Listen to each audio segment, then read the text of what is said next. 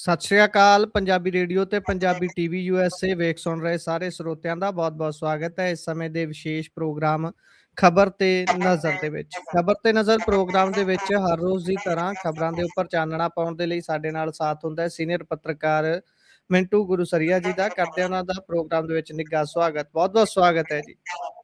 ਸ਼ੁਕਰੀਆ ਗੁਰਪ੍ਰੀਤ, ਸਾਰਿਆਂ ਨੂੰ ਸਤਿ ਸ੍ਰੀ ਅਕਾਲ ਜੀ। ਸਤਿ ਸ਼੍ਰੀ ਅਕਾਲ ਜੀ। ਅੱਜ ਦੇ ਪ੍ਰੋਗਰਾਮ ਦੇ ਸਪਾਂਸਰਸ ਨੇ ਖਾਲਸਾ ਇੰਸ਼ੋਰੈਂਸ। ਲੰਬੇ ਸਮੇਂ ਤੋਂ ਇੰਸ਼ੋਰੈਂਸ ਦੇ ਖੇਤਰ ਦੇ ਵਿੱਚ ਸੇਵਾਵਾਂ ਨਿਭਾ ਰਹੇ ਨੇ। ਤੁਸੀਂ ਵੀ ਸੰਪਰਕ ਕਰ ਸਕਦੇ ਹੋ। ਨੰਬਰ ਹੈ 408 272 2500। ਟਿਰਕਿਆਣਾ ਇਮੀਗ੍ਰੇਸ਼ਨ ਲਾ ਫਰਮ। ਜੇ ਟਿਰਕਿਆਣਾ ਹੋਣਾ ਨਾਲ ਤੁਸੀਂ ਸੰਪਰਕ ਕਰ ਸਕਦੇ ਹੋ ਕਿਸੇ ਵੀ ਤਰ੍ਹਾਂ ਦੀ ਇਮੀਗ੍ਰੇਸ਼ਨ ਦੇ ਬਾਬਤ ਸਲਾਹ ਕਰਨ ਦੇ ਲਈ। Krishan Tanota Yuba City. Baljinder Singh Nijjar Woodland. GN lube ਵਾਲੇ ਟਰੱਕ ਵਾਸ਼ ਕਰਦੇ ਨੇ, ਆਇਲ ਚੇਂਜ ਕਰਦੇ ਨੇ, 에ਅਰ ਬ੍ਰੇਕਸ ਦਾ ਕੰਮ ਤਸੱਲੀ ਬਖਸ਼ ਕਰਦੇ ਨੇ। ਤੁਸੀਂ ਇਹਨਾਂ ਦੇ ਕੋਲੋਂ ਨਵੇਂ ਪੁਰਾਣੇ ਟਾਇਰ ਵੀ ਖਰੀਦ ਸਕਦੇ ਹੋ। ਲੋਕੇਸ਼ਨ ਸੈਂਟਾਨੇਲਾ ਦੀ ਹੈ। ਨਿੰਮਾ ਸਹੂਲਤਾਂ ਹੋਣਾ ਦਾ ਨੰਬਰ ਨੋਟ ਕਰ ਸਕਦੇ ਹੋ। ਨੰਬਰ ਹੈ 209 277 0113।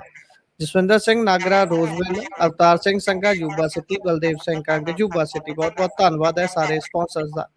ਖਬਰਾਂ ਵੱਲ ਰੁਕ ਕਰਨ ਤੋਂ ਪਹਿਲਾਂ ਮਿੰਟੂ ਜੀ ਥੋੜੀ ਜੀ ਆਪਣੇ ਆਵਾਜ਼ ਡਾਊਨ ਕਰ ਲਿਓ ਜੀ। ਆਵਾਜ਼ ਰੀਵਰਬ ਬਹੁਤ ਹੋ ਰਹੀ ਹੈ।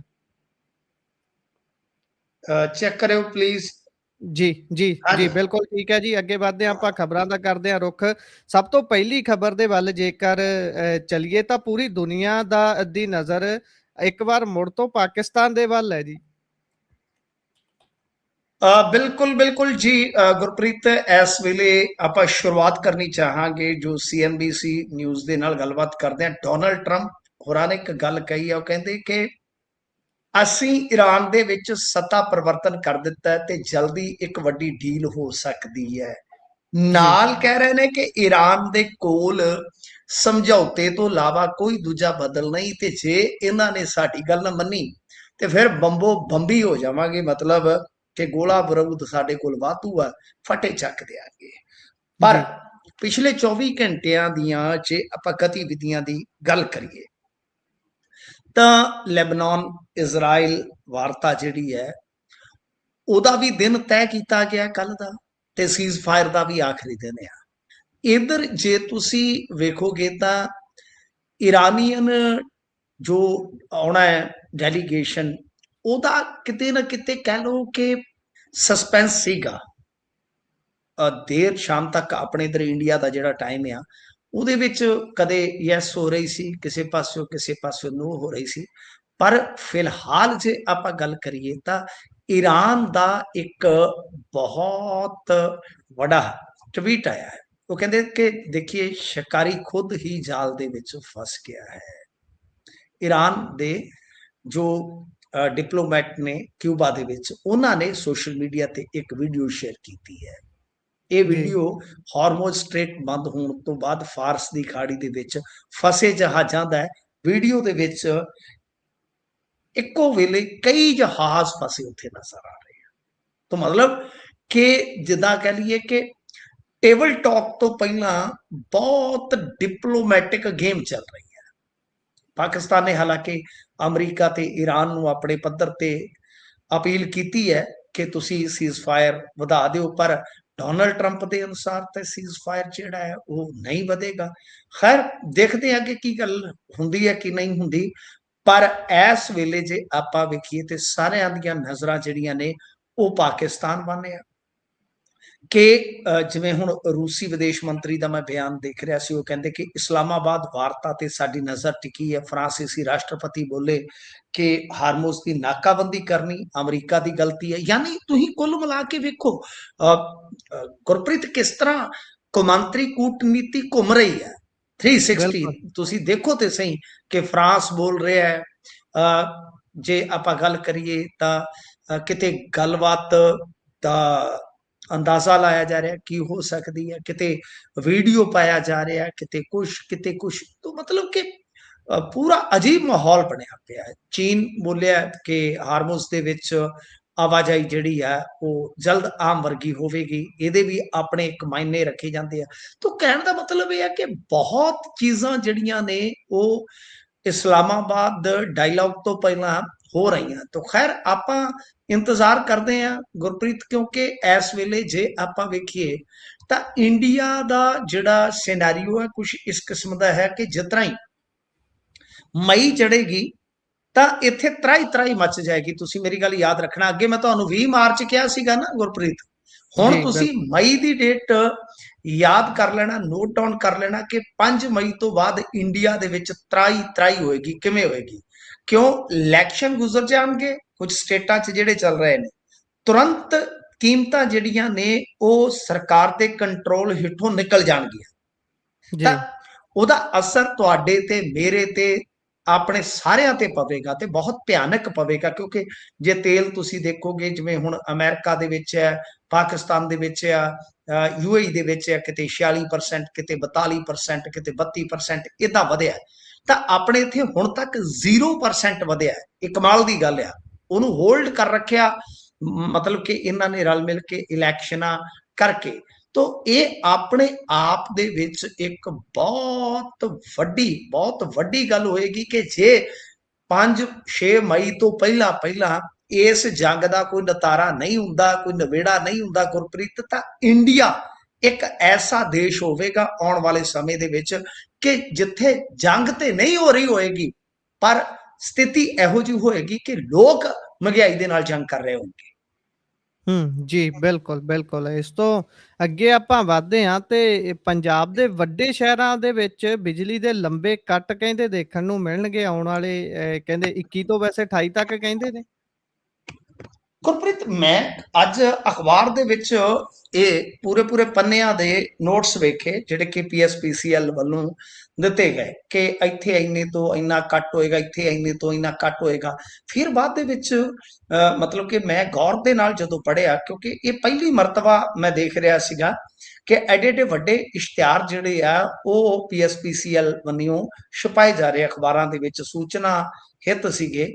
ਤਾਂ ਇਹ ਆਪਣੇ ਆਪ ਦੇ ਵਿੱਚ ਕਹਿ ਲਓ ਕਿ ਬਹੁਤ ਹੀ ਵੱਡਾ ਝਟਕਾ ਸੀ। ਕਿਉਂਕਿ ਪਿੰਡਾਂ ਦੇ ਵਿੱਚ ਹੁਣ ਸਾਡੀ ਤੇ ਜੂਨ ਹੀ ਇਦਾਂ ਦੀ ਆ ਗੁਰਪ੍ਰੀਤ, ਅਸੀਂ ਤੇ ਜੰਮੇ ਪਲੇ ਹੀ ਇਹਨਾਂ ਕੱਟਾਂ ਦੇ ਵਿੱਚ ਆ।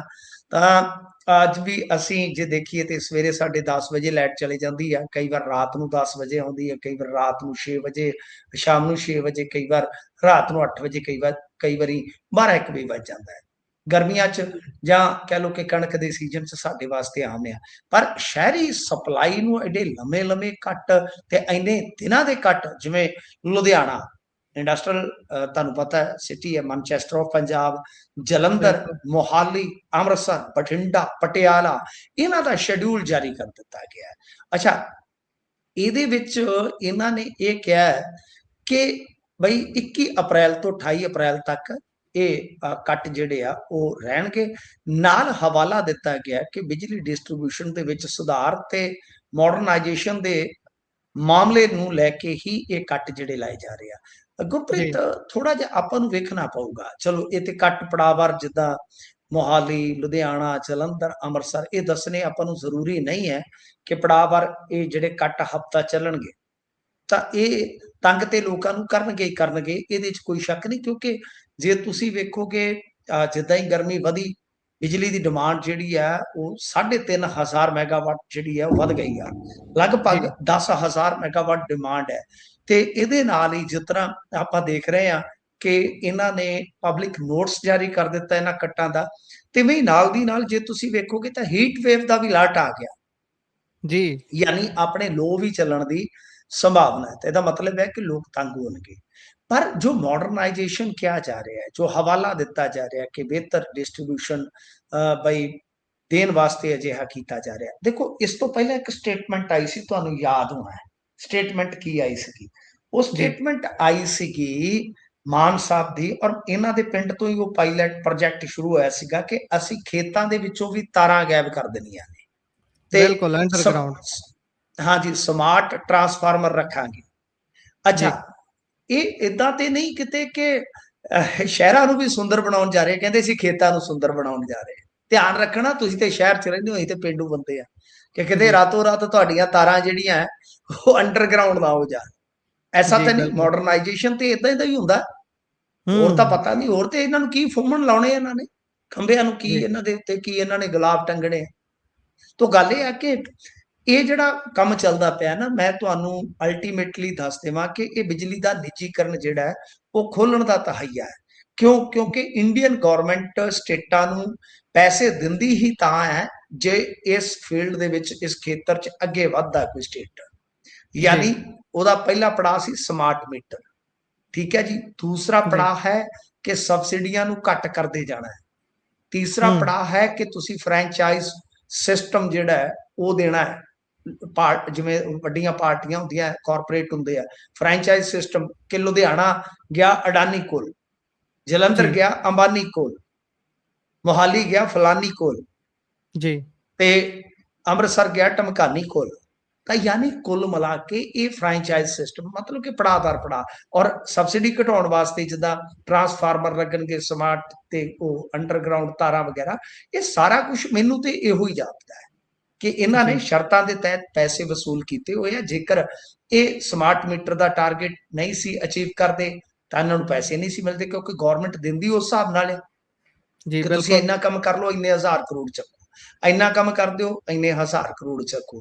ਤੇ ਅਖੀਰ ਦੇ ਵਿੱਚ ਯਾਨੀ ਇਹ ਜਿਹੜਾ ਸਿਸਟਮ ਆ ਉਹ ਇਸ ਤਰ੍ਹਾਂ ਹੀ ਹੈ ਕਿ ਜਿਹੜੀਆਂ ਇਹ ਬਿਜਲੀ ਕੰਪਨੀਆਂ ਨੇ ਪਬਲਿਕ ਸੈਕਟਰ ਦੀਆਂ, ਉਹ ਹੌਲੀ ਹੌਲੀ ਡੈਸਕੌਮ ਜਿਨ੍ਹਾਂ ਨੂੰ ਆਪਾਂ ਕਹਿੰਦੇ ਆ, ਹੌਲੀ ਹੌਲੀ ਜੀ ਤੁਸੀਂ ਦੇਖਣਾ ਇਹਨਾਂ ਦੇ ਵਿੱਚ ਨਿੱਜੀ ਪਲੇਅਰ ਆ ਜਾਣਗੇ। ਔਰ ਇਹ ਜਿਹੜੀਆਂ ਪਬਲਿਕ ਸੈਕਟਰ ਦੀਆਂ ਕੰਪਨੀਆਂ ਨੇ, ਬਿਜਲੀ ਵੰਡ ਕੰਪਨੀਆਂ, ਤਾਂ ਇਹ ਕੁੱਲ ਮਿਲਾ ਕੇ ਸਬਸਿਡੀ ਵਾਲੀ ਬਿਜਲੀ ਜਾਂ ਜਿੱਥੇ ਜ਼ਿਆਦਾ ਚੋਰੀ ਹੁੰਦੀ ਆ, ਜਾਂ ਕਹਿ ਲਓ ਕਿ ਪੇਂਡੂ ਖੇਤਰ ਹੈ, ਇਹਨਾਂ ਖੇਤਰਾਂ 'ਚ ਸਿਮਟ ਕੇ ਰਹਿ ਜਾਣਗੇ। ਹੋਰ ਮਾਡਰਨਾਈਜੇਸ਼ਨ ਇਹਨਾਂ ਦੇ ਕੋਲ ਤੇ ਪੱਲੇ ਨਹੀਂ ਧੇਲਾ ਕਰਦੀ, ਮੇਲਾ ਮੇਲਾ, ਠੀਕ ਹੈ ਨਾ ਜੀ। ਇਹਨਾਂ ਦੀ ਹਾਲਤ ਇਹ ਆ ਕੀ ਮਾਡਰਨਾਈਜੇਸ਼ਨ ਕਰਨਾ, ਉਹ ਸਾਰਾ ਜਿਹੜਾ ਪੈਸਾ ਆ ਰਿਹਾ, ਜੋ ਟਾਰਗੇਟ ਨੇ ਉਹਨਾਂ ਨੂੰ ਹੀ ਅਚੀਵ ਕਰਨ ਦਾ ਯਤਨ ਮੈਨੂੰ ਤੇ ਲੱਗਦਾ ਹੈ।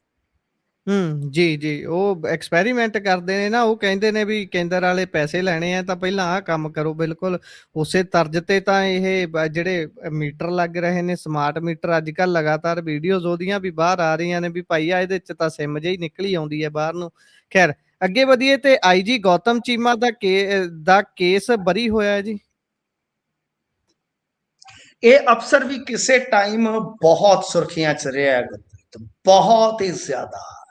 ਮਤਲਬ ਜੀ ਕਿ ਗੌਤਮ ਚੀਮਾ ਤੇ ਇੱਕ ਉਹ ਬੀਬੀ ਹੁਣ ਫਰਾਰ ਆ, ਉਹ ਚੱਲਦੀ ਆ ਫਰਾਰ, ਤੇ ਇਸ ਵੇਲੇ ਦੱਸਦੇ ਆ ਕਿ ਕੈਨੇਡਾ ਦੇ ਵਿੱਚ ਬਈ ਉਹਨੇ ਡੇਰੇ ਲਾਏ ਹੋਏ ਨੇ, ਇੱਥੋਂ ਚੰਗੀ ਕਮਾਈ ਕੀਤੀ ਆ। ਉਹਦੇ ਘਰ ਵਾਲੇ ਦੇ ਨਾਲ ਵੀ ਪੇਚਾ ਪਿਆ ਸੀ, ਇਹਨਾਂ ਦਾ ਕੋਈ ਬਿਜ਼ਨਸ ਸਾਂਝਾ ਸੀ, ਉਹ ਵੀ ਬਹੁਤ ਮਾਮਲਾ ਹਾਈ ਪ੍ਰੋਫਾਈਲ ਬਣਿਆ ਸੀ।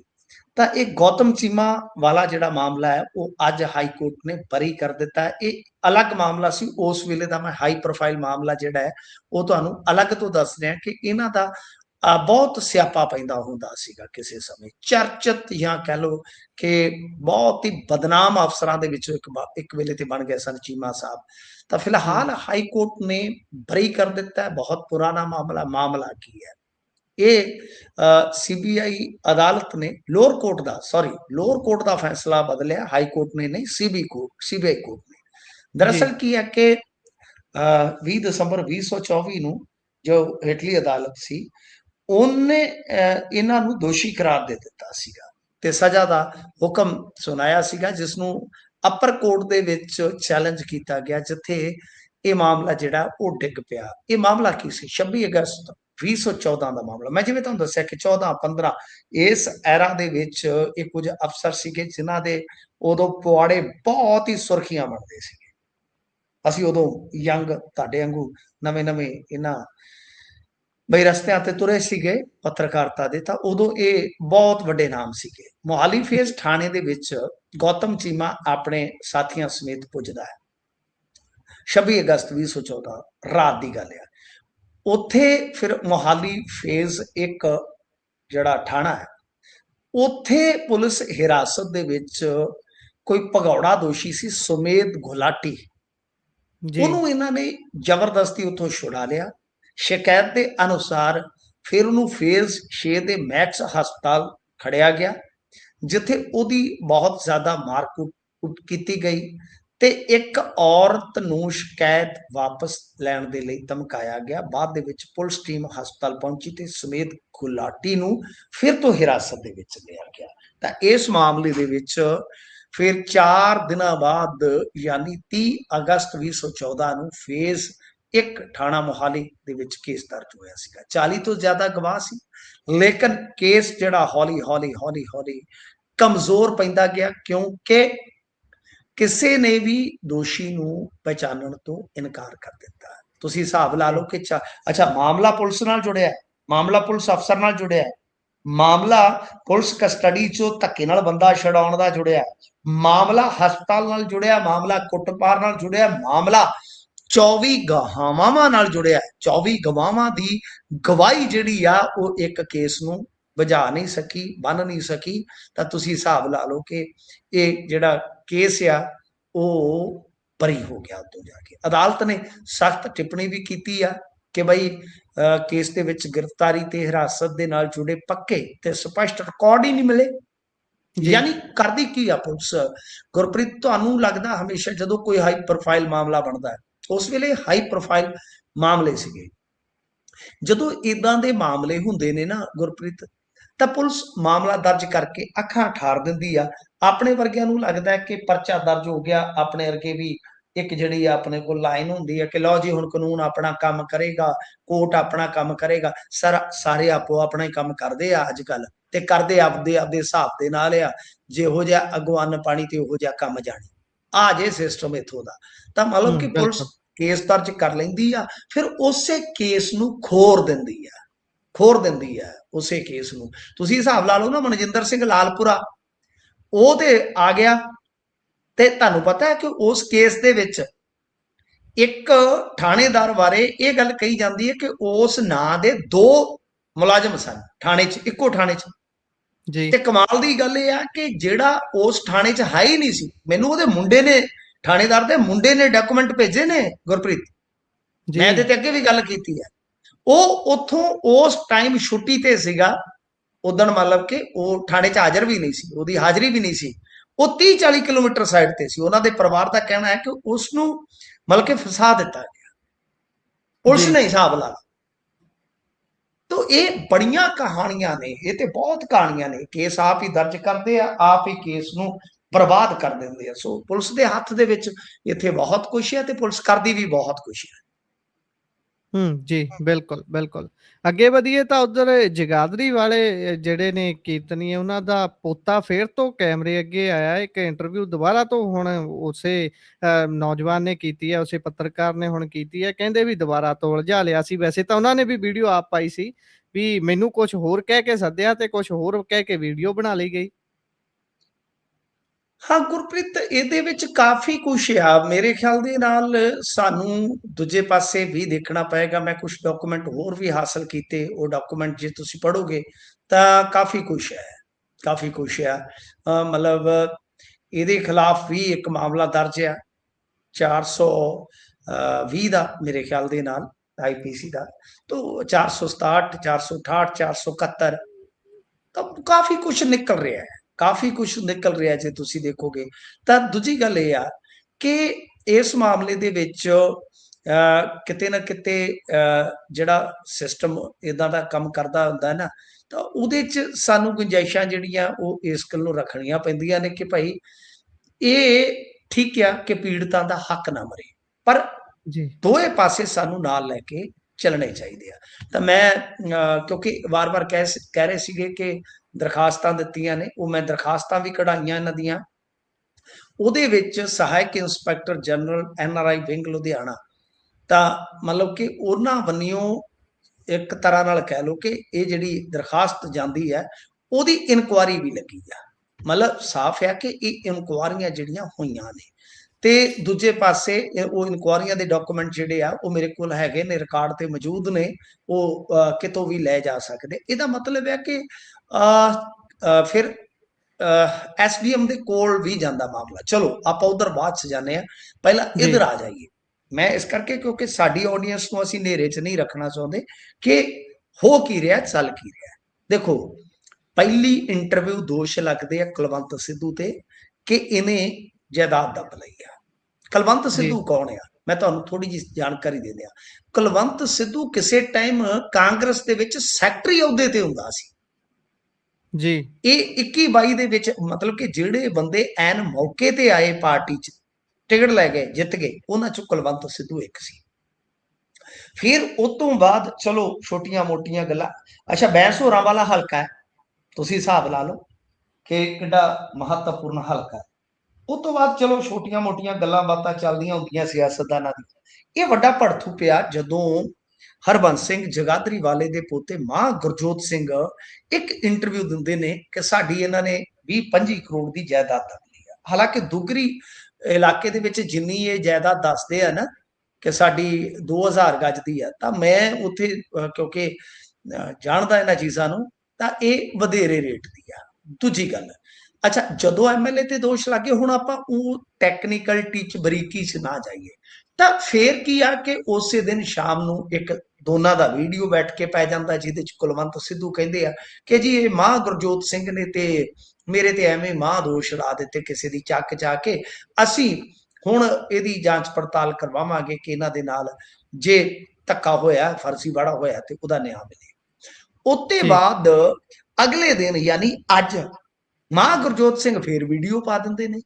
ਇੰਟਰਵਿਊ ਜਿਹੜੀ ਤੁਸੀਂ ਕਹਿ ਰਹੇ ਹੋ ਉਹ ਇੰਟਰਵਿਊ ਬਾਅਦ ਚ ਆਈ ਹੈ, ਇਹਨਾਂ ਦੀ ਪਹਿਲਾਂ ਇੱਕ ਵੀਡੀਓ ਪਾਈ ਵੀ ਹੈ।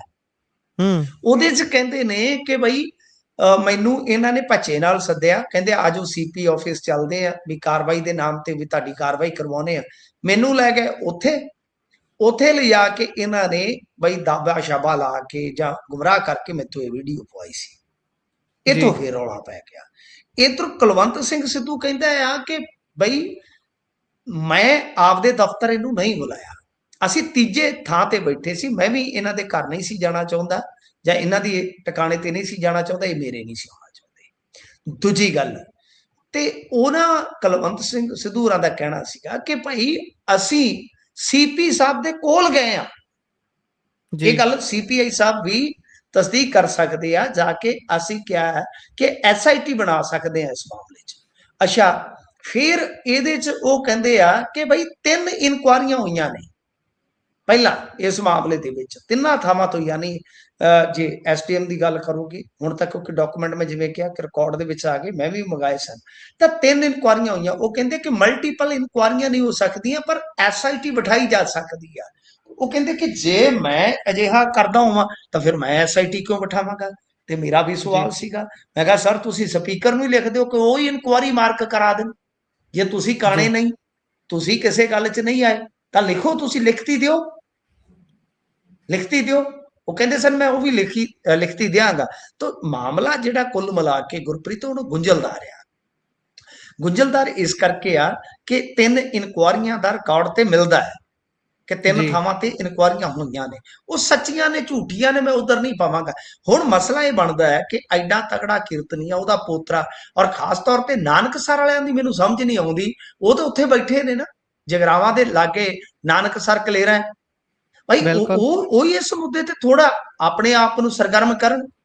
ਮੈਂ ਨਹੀਂ ਕਹਿੰਦਾ ਕਿ ਆਪਾਂ ਵਨ ਸਾਈਡਡ ਹੋ ਕੇ ਸੋਚੀਏ ਕਿ ਐਡਾ ਤਗੜਾ ਕੀਰਤਨੀਆ ਤੇ ਪ੍ਰਚਾਰਕ ਚੌਥੀ ਪੀੜ੍ਹੀ ਉਹਨਾਂ ਦੀ ਜੋ ਨਿਆਂ ਮੰਗ ਰਹੀ ਆ, ਤੇ ਇੱਥੇ ਮਾੜੇ ਦੇ ਦੁਆਲੇ ਤੇ ਬਹੁਤ ਭੱਜ ਕੇ ਹੋ ਜਾਂਦੇ ਨੇ ਕਿ ਹੁਣ ਇਹਦੇ ਵਾਸਤੇ ਖੜੋ। ਘੱਟੋ ਘੱਟ ਪਹਿਲਾਂ ਇਹ ਜਦੋਂ ਪੰਚਾਇਤ ਬਹਿੰਦੀ ਹੁੰਦੀ ਹੈ ਨਾ ਗੁਰਪ੍ਰੀਤ, ਪੈਂਦੀ ਸੱਟੇ ਪਤਾ ਲੱਗ ਜਾਂਦਾ ਹੁੰਦਾ ਬੰਦਾ ਸੱਚਾ ਕਿ ਝੂਠਾ ਹੈ। ਤੇ ਜੇ ਬੰਦਾ ਸੱਚਾ ਹੈ, ਦੇਖੋ ਵਿਧਾਇਕ ਨੇ ਆਪਣੀ ਗੱਲ ਕਰਨੀ ਆ, ਮਾਂ ਗੁਰਜੋਤ ਸਿੰਘ ਨੇ ਆਪਣੀ ਗੱਲ ਕਰਨੀ, ਇਹਦਾ ਭਰਾ ਨਿਊਯਾਰਕ 'ਚ ਰਹਿੰਦਾ ਜਿਹਦੇ ਨਾਮ ਆ। ਤਾਂ ਕਹਿਣ ਦਾ ਮਤਲਬ ਇਹ ਆ ਕਿ ਜਾ ਕੇ ਪਤਾ ਕਰੋ। ਮੈਂ ਨਹੀਂ ਕਹਿੰਦਾ ਕਿ ਝੂਠੇ ਬੰਦੇ ਦੇ ਹੱਕ 'ਚ ਖਲੋ ਜਾਓ ਜਾਂ ਇੱਕ ਪਾਸੜ ਹੋ ਜਾਓ, ਨਹੀਂ। ਜੇ ਲੱਗਦਾ ਹੈ ਕਿ ਇਹ ਨੌਜਵਾਨ ਵਿਚਾਰਾ ਸੱਚਾ ਕੁਰਲਾ ਰਿਹਾ ਤੇ ਇਹਦੇ ਹੱਕ 'ਚ ਡਟਣ ਦੀ ਜ਼ਰੂਰਤ ਹੈ। ਬਿਲਕੁਲ। ਤੇ ਦੂਜੀ ਗੱਲ ਹੈ ਕਿ ਇਹਨੂੰ ਇਹ ਬੇਵਕੂਫੀ ਫਿਰ ਕਰਨੀ ਨਹੀਂ ਸੀ ਚਾਹੀਦੀ, ਵੀਡੀਓ ਵਾਲੀ ਤੇ ਕਦੇ ਨਹੀਂ ਸੀ ਕਰਨੀ ਚਾਹੀਦੀ।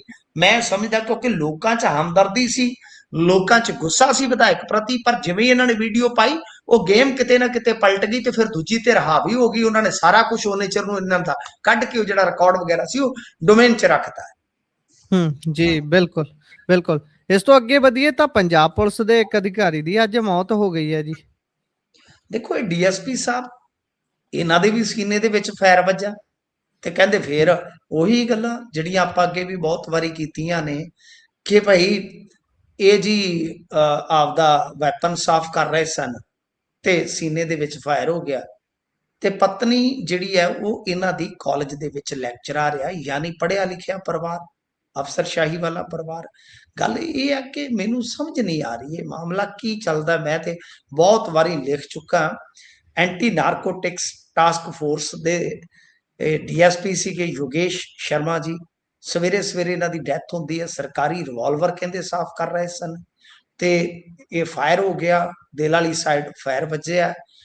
ਕਪੂਰਥਲਾ ਦੇ ਐਸਐਸਪੀ ਗੌਰਵ ਤੁਰਾ ਨੇ ਦੱਸਿਆ ਕਿ ਅਧਿਕਾਰੀ ਦਾ 3 ਦਿਨ ਪਹਿਲਾਂ ਹੀ ANTF ਤੋਂ ਚੰਡੀਗੜ੍ਹ ਸਥਿਤ ਬਿਊਰੋ ਆਫ ਇਨਵੈਸਟੀਗੇਸ਼ਨ ਦੇ ਵਿੱਚ ਤਬਾਦਲਾ ਹੋਇਆ ਸੀਗਾ। ਪਰਿਵਾਰ ਦੇ ਬਿਆਨ ਤੇ ਮਾਮਲੇ ਤੇ ਅੱਗੇ ਕਾਰਵਾਈ ਕੀਤੀ ਜਾ ਰਹੀ ਹੈ।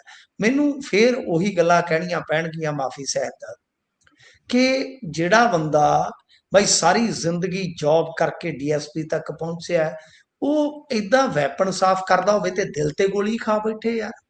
ਕਮਾਲ ਦੀ ਜੀ ਗੱਲ ਆ। ਮੈਂ ਡੈਡ ਬੋਡੀ ਦੇਖੀ ਆ, ਗੋਲੀ ਦਾ ਨਿਸ਼ਾਨ ਦੇਖਿਆ ਕਿ ਦਿਲ ਤੇ ਕਿਵੇਂ ਗੋਲੀ ਵੱਜ ਸਕਦੀ ਆ ਵੈਪਨ ਸਾਫ਼ ਕਰਦੇ। ਇਹ ਅਸਲ ਦੇ ਵਿੱਚ ਗੁਰਪ੍ਰੀਤ ਪੰਜਾਬ ਪੁਲਿਸ ਜਿਹੜੀ ਹੈ ਉਹ ਆਪ ਹੀ ਆਪਣੇ ਹਾਲਾਤਾਂ ਤੋਂ ਹਾਰੀ ਪਈ ਆ। ਇਹਨਾਂ ਦੇ ਅੰਦਰੂਨੀ ਘਰ ਦੇ ਕਲੇਸ਼ ਬੜੇ ਆ, ਜ਼ਿੰਦਗੀ 'ਚ ਬਹੁਤ ਸਟ੍ਰੈਸ ਜੇ, ਬੱਚਿਆਂ ਦੀ ਸਟ੍ਰੈਸ ਆ, ਜੌਬ ਦੀ ਸਟ੍ਰੈਸ ਆ, ਅਫਸਰ ਨੇਤਾ ਉਹ ਕਈ ਵਾਰ ਅੱਗੋਂ ਉਹੋ ਜਿਹੇ ਟੱਕਰ ਜਾਂਦੇ, ਚੰਗੇ ਵੀ ਬਹੁਤ ਹੁੰਦੇ ਆ ਪਰ ਮੰਦੇ ਵੀ ਬਹੁਤ ਹੁੰਦੇ ਆ। ਯਾਨੀ ਇਹਨਾਂ ਦੀ ਅਸਲੀ ਹਾਲਤ ਇਹ ਆ ਤੇ ਪੁਲਿਸ ਵੀ ਇਹ ਹਾਲਤ ਨਹੀਂ ਦੱਸ ਪਾ ਰਹੀ। ਤੇ ਇਹ ਭਾਰੀ ਦਬਾਅ ਹੇਠ ਜੀ ਰਹੇ ਆ, ਇਹ ਮਰ ਜਾਂਦੇ ਨੇ ਆਪ। ਮਾਫ ਕਰਨਾ, ਮੈਂ ਕਿਸੇ ਇੱਕ ਕੇਸ ਦੀ ਨਹੀਂ ਗੱਲ ਕਰਦਾ, ਅਨੇਕਾਂ ਦੀ ਗੱਲ ਕਰਦਾ ਕਿ ਸੁਸਾਈਡਲ ਕੇਸ ਜਿਹੜੇ ਆ ਉਹਨਾਂ ਨੂੰ ਫਿਰ ਦਰਸਾਇਆ ਜਾਂਦਾ ਹੈ ਕਿ ਇਹ ਬਈ ਦੌਰਾਨੇ ਸਰਵਿਸ ਆਪਦੀ ਰਾਈਫਲ ਜਾਂ ਵੈਪਨ ਸਾਫ਼ ਕਰਦਿਆਂ ਮਰ ਗਏ ਨੇ ਗੋਲੀ ਚੱਲ ਕੇ, ਤਾਂ ਕਿ ਪਰਿਵਾਰ ਨੂੰ ਬੈਨੀਫਿਟਸ ਮਿਲਣ। ਇਹ ਨੀਤੀ ਹੀ ਬਦਲਣ ਦੀ ਜ਼ਰੂਰਤ ਹੈ ਗੁਰਪ੍ਰੀਤ। ਤੇ ਇਹ ਤੋਂ ਇਲਾਵਾ ਇਹਦੇ ਵਿੱਚ ਇੱਕ ਕਮੇਟੀ ਬੈਠਣੀ ਚਾਹੀਦੀ ਆ, ਹਾਈ ਕੋਰਟ ਦੇ ਜੱਜ ਜਿਹੜੇ ਹੋਣ, ਮੌਜੂਦਾ ਹੋਣ, ਸਾਬਕਾ ਹੋਣ, ਉਹਨਾਂ ਦੀ ਅਗਵਾਈ ਹੇਠ। ਇੱਕ ਤੇ ਇਹ ਪਤਾ ਕੀਤਾ ਜਾਵੇ ਕਿ 10 ਸਾਲਾਂ 'ਚ, ਪਿਛਲੇ 15 ਸਾਲਾਂ 'ਚ ਕਿੰਨੇ ਇਸ ਤਰ੍ਹਾਂ ਦੇ ਕੇਸ ਆ, ਤੇ ਦੂਜੀ ਗੱਲ ਹੈ ਕਿ ਇਹਨਾਂ ਵਾਸਤੇ ਕੀ ਨਿਯਮ ਬਣਾਏ ਜਾਣ, ਕੀ ਸਿਫਾਰਿਸ਼ਾਂ ਕੀਤੀਆਂ ਜਾਣ ਤਾਂ ਜੋ ਇਹਨਾਂ ਦਾ ਇੱਕ ਤੇ ਮਾਨਸਿਕ ਦਬਾਅ ਘੱਟ ਕੀਤਾ ਜਾ ਸਕੇ।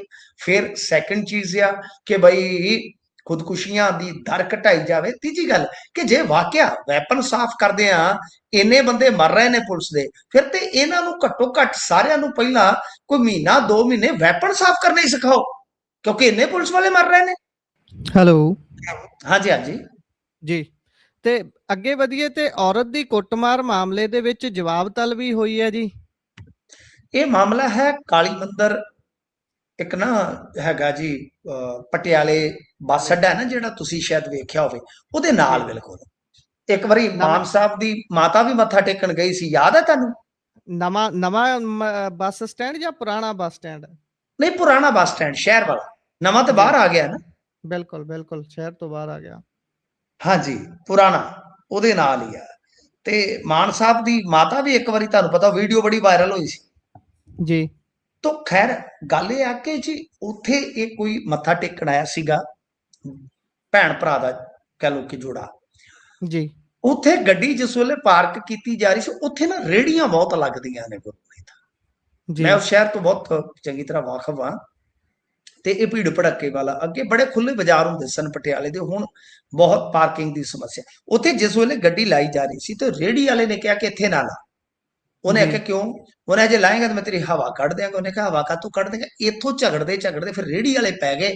ਰੇੜੀਆਂ ਵਾਲਿਆਂ ਨੇ ਸਮੇਤ ਉਸ ਬੀਬੀ ਨੂੰ ਤੇ ਉਹ ਭਰਾ ਨੂੰ ਬਹੁਤ ਕੁੱਟਿਆ ਮਾਰਿਆ।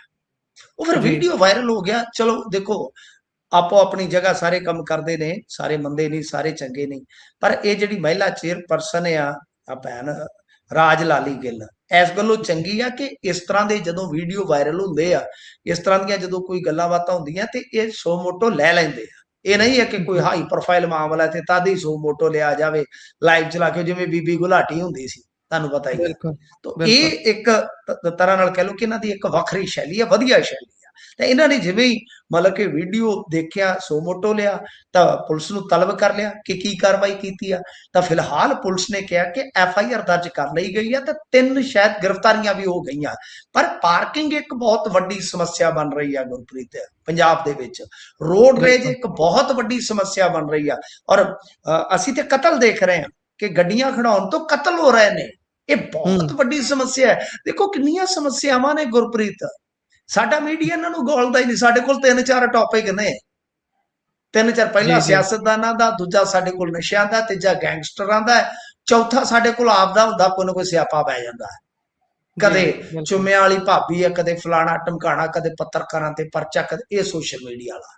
ਬਾਕੀ ਸਾਡੇ ਕੋਲ ਇਹਨਾਂ ਮੁੱਦਿਆਂ ਲਈ ਨਾ ਸਮਾਂ ਹੈ, ਨਾ ਸਪੇਸ ਹੈ। ਮਾਫ ਕਰਨਾ, ਇਹ ਮੁੱਦੇ ਨੇ ਸਰ।